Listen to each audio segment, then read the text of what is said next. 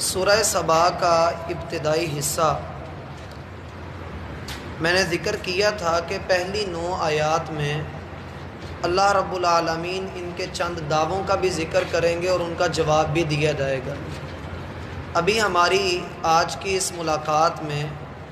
جو انہوں نے دعویٰ کیا یا انہوں نے جو بات کی اس کا ہلکا سا جواب آئے گا، لیکن کل کی انشاءاللہ آیت میں اللہ رب العالمین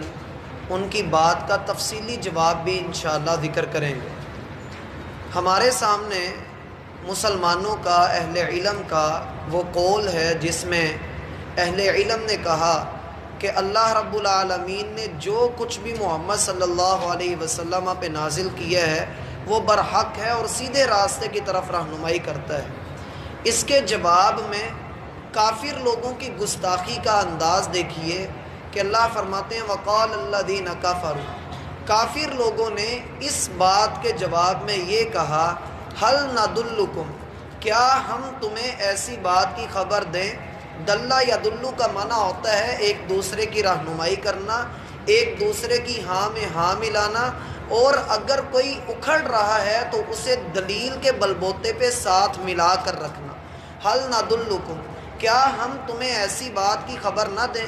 ایسی دلیل نہ بتائیں، ایسے آدمی کے متعلق تمہیں نہ بتائیں؟ علی رجل، ایک ایسے آدمی پر، رجل کے نیچے جو تنوین ہے 2 زیریں ہیں، اس کو کہتے ہیں تنوین تنکیر، یہ نکرہ کی علامت ہے، اور رجل کا معنی یہاں پر کیا جائے گا ایک ایسے آدمی پر۔ حالانکہ رسول اللہ صلی اللہ علیہ وسلم مکہ میں بڑی مشہور شخصیت ہے، آپ علیہ الصلاۃ والسلام کے کردار اور گفتار کی گواہی زمانہ دیتا تھا، لیکن ان لوگوں نے آپ علیہ الصلاۃ والسلام کی دشمنی میں اخیر کرتے ہوئے سب سے حقارت کا اعتراف کرتے ہوئے، حقارت کا انداز اپناتے ہوئے انہوں نے کہا علی رجل، ایک ایسے گرے پڑے آدمی کی ہم تمہیں خبر دیتے ہیں۔ یہ بالکل ایسے ہی ہے جیسے ہمارے ہاں کسی کو ایسی بات کہہ دی جائے، مثلا یہ ایک مسلمانوں کا معاشرہ ہے، ہم اس معاشرے کے اندر کہہ دیں کہ بھائی فلاں آدمی جو ہے وہ شراب کو حلال کہتا ہے، تو سارے بندے چاہے وہ جتنے مرضی گنہگار ہوں وہ اس آدمی کے منہ کو آئیں گے کہ یہ کیسے ہو سکتا ہے کہ یہ تم جو ہے وہ شراب کو حلال کہہ رہے ہو، اس بات کی تو کوئی دلیل نہیں ملتی ہے، سارے اس کو حرام کہیں گے۔ بالکل اسی طرح مکہ کے مشرک لوگوں کے درمیان کوئی بھی یہ بات کہنے والا نہیں تھا کہ اللہ ایک ہے، اللہ رب العالمین کی تعظیم کرنی ہے، اس کی بندگی کرنی ہے، اس کے احکامات کو ماننا ہے۔ جب اللہ کے رسول صلی اللہ علیہ وسلم نے ایسا کہا تو سارے لوگ آپ کے خلاف کھڑے ہو گئے، اس لیے مکہ کے مشرکوں نے آپ علیہ الصلاۃ والسلام کو انتہائی حقیر سمجھا، انتہائی نیچا گردانا، اور اس کو اللہ رب العالمین نے یہاں پر ذکر کرتے ہوئے فرمایا کہ ان لوگوں نے آپس میں ایک دوسرے سے کہا ہل ندلکم علی رجل، کیا ہم تمہیں ایسے حقیر آدمی کے متعلق خبر نہ دیں جو یہ کہتا ہے ینبئکم، جو یہ بات اڑاتا ہے، یہ خبر دیتا ہے کہ اذا مزقتم کل ممزق، جب تم ریزہ ریزہ کر دیے جاؤ گے، جب تم پارا پارا کر دیے جاؤ گے، جب تم قبر کی مٹی میں مل کر مٹی ہو جاؤ گے، تمہارا کوئی نام و نشان باقی نہیں رہے گا، انکم لفی خلق جدید، تم اس مٹی سے دوبارہ پیدا کر دیے جاؤ گے۔ یہ کیسی عجیب بات کرتا ہے۔ اب آپس میں تو وہ یہ بات کرتے تھے اور بڑے دھڑلے سے کرتے تھے کہ محمد نامی شخص ایسی ایک بات کرتا ہے۔ اب اس کا جواب اور بھی یہیں پر بس نہیں کرتے، اللہ رب العالمین نے سورہ یاسین کی آخری آیات میں اس شخص کا واقعہ ذکر کیا ہے جو اللہ کے رسول صلی اللہ علیہ وسلم کے پاس آیا، ہاتھ میں ایک بوسیدہ ہڈی پکڑی ہوئی تھی اور اس کو مسل کر پاؤڈر بنا دیا، کہنے لگا اے محمد صلی اللہ علیہ وسلم،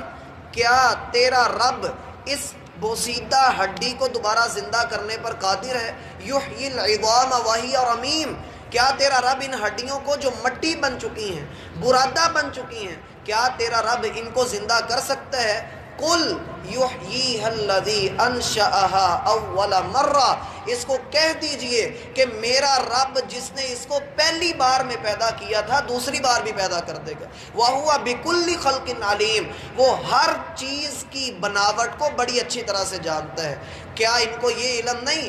کیا انہوں نے یہ نہیں دیکھا کہ ایسا درخت جس سے اللہ رب العالمین نے سبز رنگ کے پتے اتارے اور اس کے ساتھ لکڑی پیدا کی، اس لکڑی میں آگ کو لگا کر اس کو جلا کر تیرے ایندھن کا کام دے دینا، یہ کس کا کام ہے؟ اس رب کی تیرے اوپر عنایت ہے۔ فَإِذَا أَنْتُم مِّنْهُ تُوقِدُونَ، تو اسی لکڑی کو جلاتا ہے۔ اگر تیرا رب تجھے اتنی عقل دے سکتا ہے اور رب ساری چیزوں کا پیدا کرنے والا ہو سکتا ہے، وہ تیری اس بوسیدہ ہڈی کو زندہ کر سکتا ہے اور زمین میں چھپے ہوئے دانے کو دوبارہ اگا سکتا ہے، آسمان سے پانی نازل کر سکتا ہے، تو وہ تجھے بھی پیدا کر سکتا ہے۔ أَوَلَيْسَ الَّذِي خَلَقَ السَّمَاوَاتِ وَالْأَرْضَ، کیا ان لوگوں نے نہیں دیکھا کہ زمین و آسمان کو پیدا کرنا زیادہ بڑی بات ہے، زیادہ مشکل کام ہے، زیادہ بھاری بھرکم کام ہے، لیکن انسان پھر بھی اس بات کو نہیں جانتا کہ میں بڑا حقیر، میں بڑا کمزور، اللہ کے لیے تو بڑا آسان ہے مجھے دوبارہ زندہ کر دینا۔ لیکن یہ لوگ نہ مانیں۔ اللہ فرماتے ہیں قُلْ كُونُوا حِجَارَةً أَوْ حَدِيدًا، یہ جو مرضی کہتے رہے کہ انہوں نے مٹی میں مل جانا ہے، انہوں نے جو ہے وہ ان کا کچھ ملنا نہیں ہے تو اللہ ان کو کیسے زندہ کرے گا؟ آپ ان سے کہیے کونوا حجارۃ او حدیدا، چاہے پتھروں کے مضبوط بن جاؤ یا لوہے جیسی فولادی قوت اپنے اندر لے آؤ، او خلقا مما یکبر فی صدورکم، یا اپنے دلوں میں جس بھی چیز کو بڑا مضبوط خیال کرتے ہو تم ویسے بن جاؤ، ہم تمہیں پھر بھی زندہ کر لیں گے، ہم تمہیں پھر بھی اپنے سامنے کھڑا کر لیں گے۔ اللہ رب العالمین کے لیے کچھ بھی مشکل نہیں ہے۔ اس لیے کہا کہ یہ لوگ اس طرح کی بات کرتے ہیں کہ انکم لفی خلق جدید، تم دوبارہ زندہ کر دیے جاؤ گے، یہ تو عجیب بات کرتا ہے۔ اب کیا کہتے تھے؟ افترا علی اللہ کذبا، یہ محمد صلی اللہ علیہ وسلم نعوذ باللہ اللہ پہ جھوٹ باندھتا ہے۔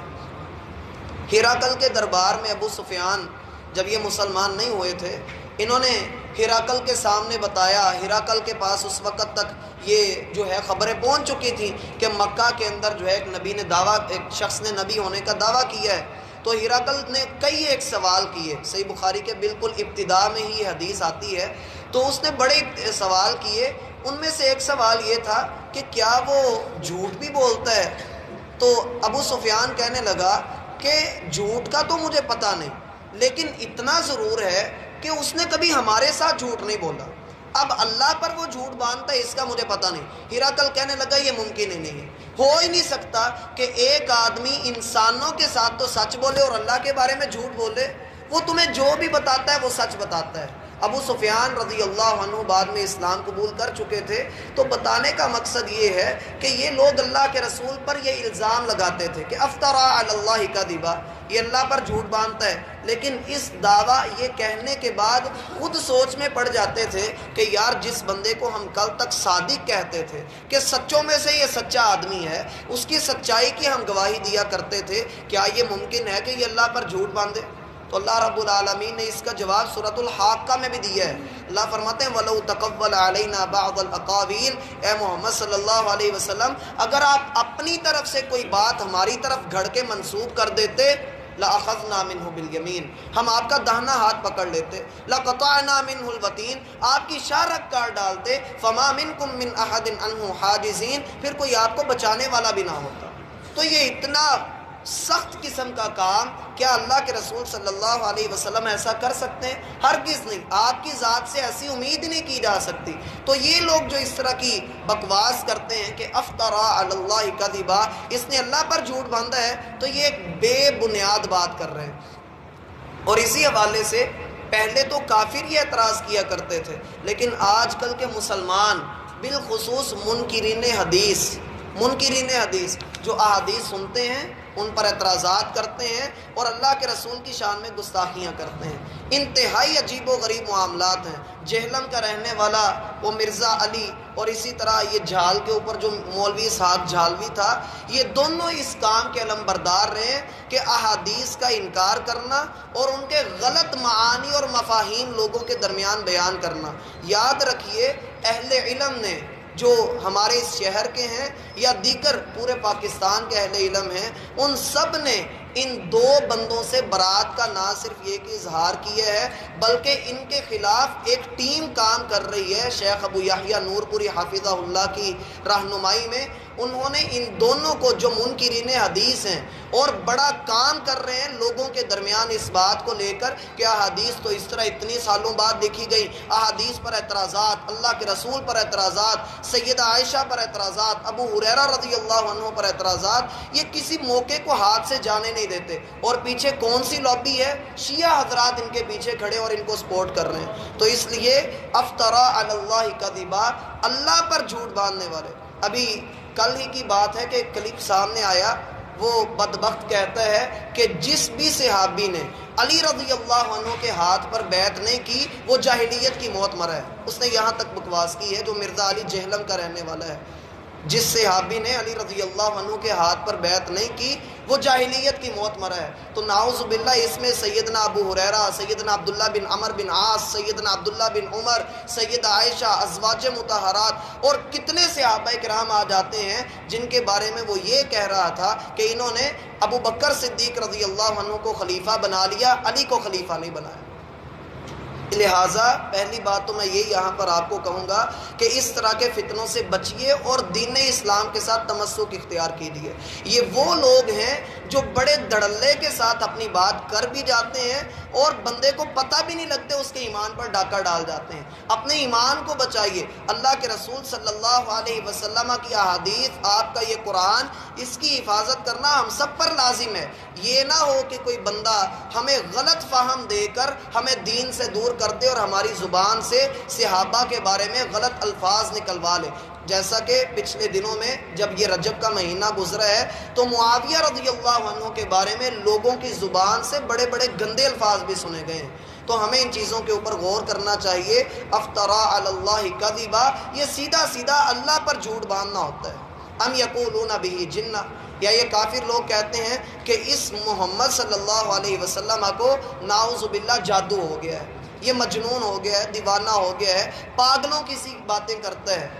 تو اللہ رب العالمین نے یہاں پر یہ ذکر بھی کیا ہے اور یہ بھی ہمارے لیے یہاں پر سبق ہے کہ دعوت کے میدان میں چلتے ہوئے آپ کو گالیاں بھی برداشت کرنا پڑیں گی، آپ کے اوپر بڑے بڑے اعتراضات آئیں گے، آپ کو جھوٹا کہا جائے گا، آپ کو دیوانہ، مجنون، پاگل، گالیاں تک آپ کو دی جائیں گی، لیکن آپ نے صبر کرنا ہے کیونکہ آپ کے حق میں گواہی اللہ دے گا۔ بل الذین لا یؤمنون بالآخرہ، اصل بیماری ان کی یہ ہے کہ یہ آخرت پر ایمان نہیں رکھتے۔ کہتے ہیں کہ جو نظر آئے گا نا ہم اسی کو مانیں گے، جو نظر نہیں آتا ہم اس کو مانتے بھی نہیں۔ الذین لا یؤمنون بالآخرہ، جو آخرت کو نہیں مانتے، فی العذاب والضلال البعید، نہ صرف یہ کہ کل قیامت کے دن وہ عذاب میں گرائے جائیں گے بلکہ آج دنیا میں جیتے جاگتے جو اپنے آپ کو بڑا ترقی یافتہ سمجھتے ہیں، یہ دور کی گمراہی میں پڑے ہوئے ہیں جن کو مرنا بھول چکا ہے، جن کو اس بات کا علم نہیں کہ اللہ نے ہمیں دوبارہ زندہ کرنا ہے۔ جو رب ایک زمین سے کئی فصلیں نکال سکتا ہے نا، وہ رب بندے کو زندہ بھی کر سکتا ہے۔ اللہ ہمیں سمجھنے کی توفیق عطا فرمائے۔